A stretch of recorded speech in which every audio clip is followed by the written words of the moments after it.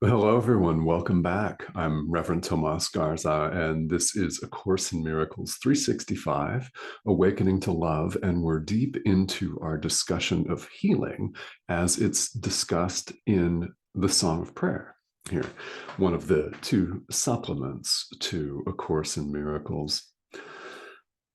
All right. Well, today we're looking at false versus true healing.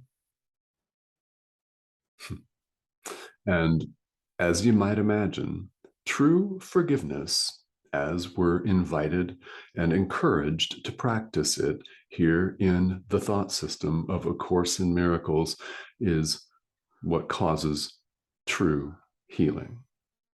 True forgiveness, true healing. Simple, isn't it? What we find is not simple is to remember to do it. First of all, and especially if you're new to this material, you might wonder what exactly we're even talking about with true forgiveness. Well, what passes here in the world for forgiveness is not true forgiveness. Forgiveness while someone holds a grudge or holds out their supposed charity over someone's head. That's not true forgiveness, nor is a negotiation or a compromise true forgiveness, such as I'll forgive you this one time if you do exactly what I say. And if you don't, well, then you know what's going to happen then. That is not true forgiveness either. True forgiveness is something else entirely, and that leads to true healing. Interesting thing about forgiveness and healing both, they're either total or not at all. Yeah, it's all or nothing. Isn't that fun? It's all or nothing. Either you forgive totally or not at all. Either you heal or not at all. True healing is total. There is no partial healing. So then since we're talking in such simplistic terms here, what constitutes false healing? Well, it's exchanging one illusion for another and leaving the cause of the issue fully intact. So, in many spiritual traditions, not just A Course in Miracles, there are, in fact, many world spiritual traditions that teach us that thing, this thing right here, is an illusion. And it is. Our reality is spirit, one with God, in God. Ideas leave not their source. We've never left our source. The ideas leave not their source statement is one of the famous and often quoted statements from A Course in Miracles. Ideas leave not their source. We've not left our source, capital S.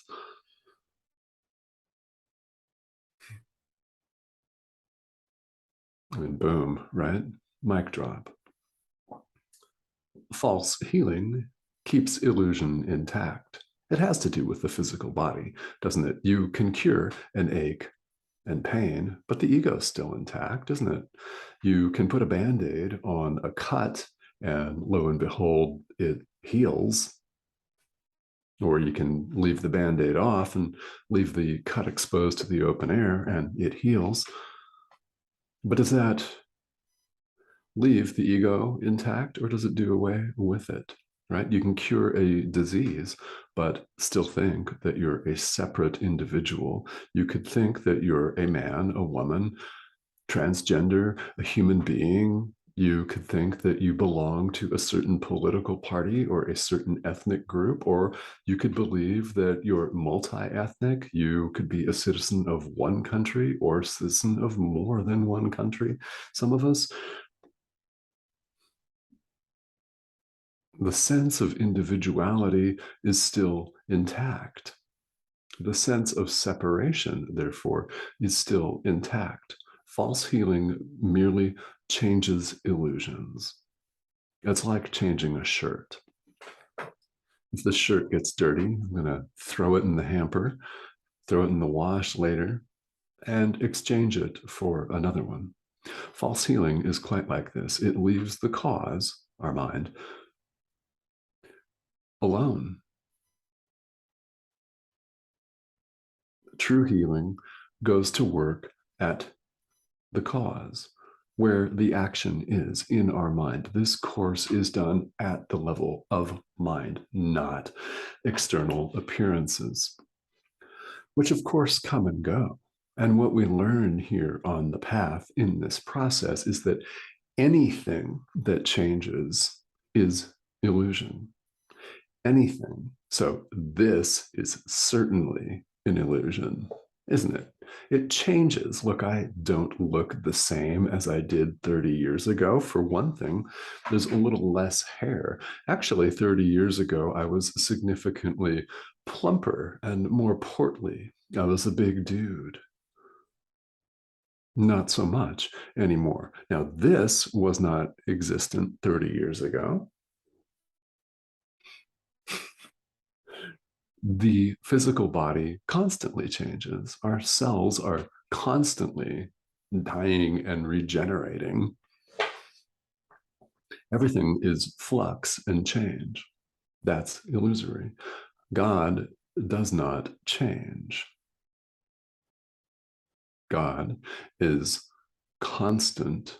Our reality, having never left our source, is constant, it's limitless, it's constant and ongoing, changeless. Anything that changes is illusion. Period. Period. Especially the physical body. Our jobs are an illusion. Our homes are an illusion. Our light fixtures are an illusion. They break. Right? Mountains, oceans, the whole world is an illusion. It changes.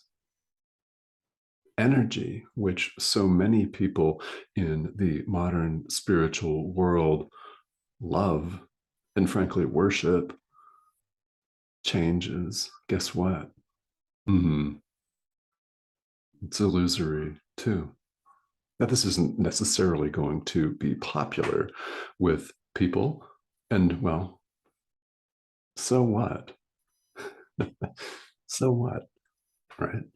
The spiritual journey is an adult journey, isn't it? A Course in Miracles is but one of many, multiple doors here on the spiritual path. You don't have to believe a single word that I say. Isn't that exciting? Nobody's making you. Now, if they are, then I would recommend thinking twice about following that path or that group of people if they're telling you what you must believe. Yeah, you don't get that here. The course is a self-study course. And yet here you are watching this video to the end. So somewhere along the line, whether I said it or someone else has said it, that anything that changes is an illusion. Somewhere along the line, that has struck a chord with you, someplace deep down inside. I invite you to continue to hold that thought and to put it into practice, of course, through the work of true forgiveness. It's a pretty short line when it comes to pure non-duality, isn't it? Jesus doesn't compromise in his message here in the Course, so why should we? There is no separation of any kind. In fact, the summary of A Course in Miracles encapsulates everything, every single part of this thought system. And by extension, spirituality in general is contained in the summary of this course. Nothing real can be threatened. Nothing unreal exists. Therein lies the peace of God. Nothing real, who we really are, can be threatened. It's deathless, changeless, timeless. Nothing unreal exists. Image on your screen itself. Yeah, bones. Well, they deteriorate, don't they? Is that permanent in any way? How could it possibly be the Son of God? How could it? It's not. So you're gathering at this point, I believe, I hope, that this course is for people that want to go home, so to speak. It's for people that want to wake up. Other paths lead there. They all lead to God in the end, every single one of them. So in that case, I have faith in all of them. They all lead to God. However, A Course in Miracles presents pure non-duality and invites us to speed it up. We've been talking here in the Song of Prayer about a ladder of prayer. How does one ascend the ladder quickly? Because I know many of us are completely impatient, aren't we? How does one ascend the ladder quickly? True forgiveness, true healing. True forgiveness brings true healing. It's total. This is how one ascends the ladder. Of course, there's no ladder. We've never left our source. However, here in the world, this is a very helpful visual. It's a helpful teaching device. And this is a teaching device. The Holy Spirit has need of our teaching devices, of our communication devices. This thing looks like a 50-year-old man, soon to be 51, who has a mosquito bite on his neck, for God's sake, right? I think that's proof positive that God didn't create the world, huh? Mosquitoes, come on.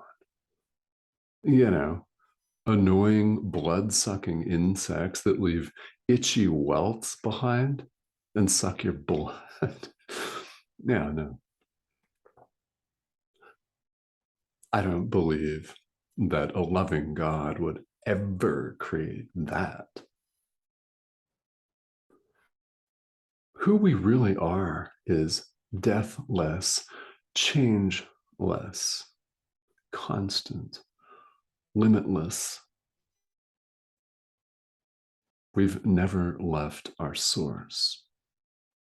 If you wish to ascend the ladder of prayer, to make what we call progress here on the spiritual path, you'd do very well to entertain the ideas here in this course. Eventually, we leave the course behind too. It's a teaching device.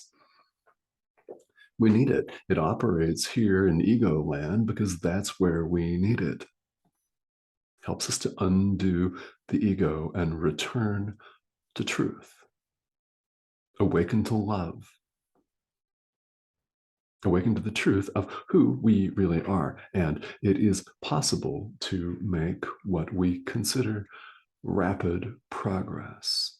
Forgiveness is either total or it's not at all. Healing is either total or it's not at all. Exchanging one illusion for another may make the physical body, may make you feel better for a little while, but boom, here comes the next ailment. I know. On the surface, that doesn't really sound like a positive, uplifting picture, yet it is a positive and uplifting picture. You could choose to see it this way, and I invite you to do that.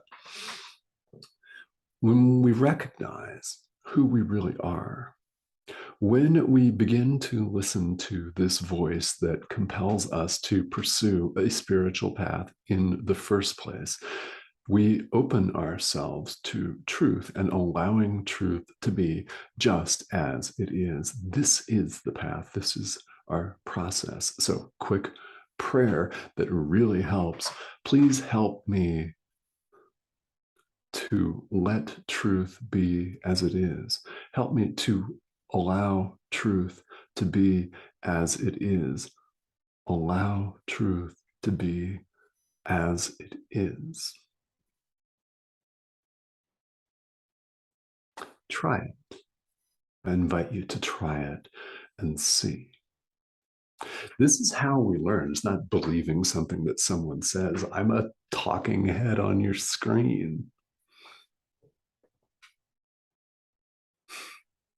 Really, it's your experience of the messages and the ideas contained in A Course in Miracles that will show you and prove to you, indeed, that they're true.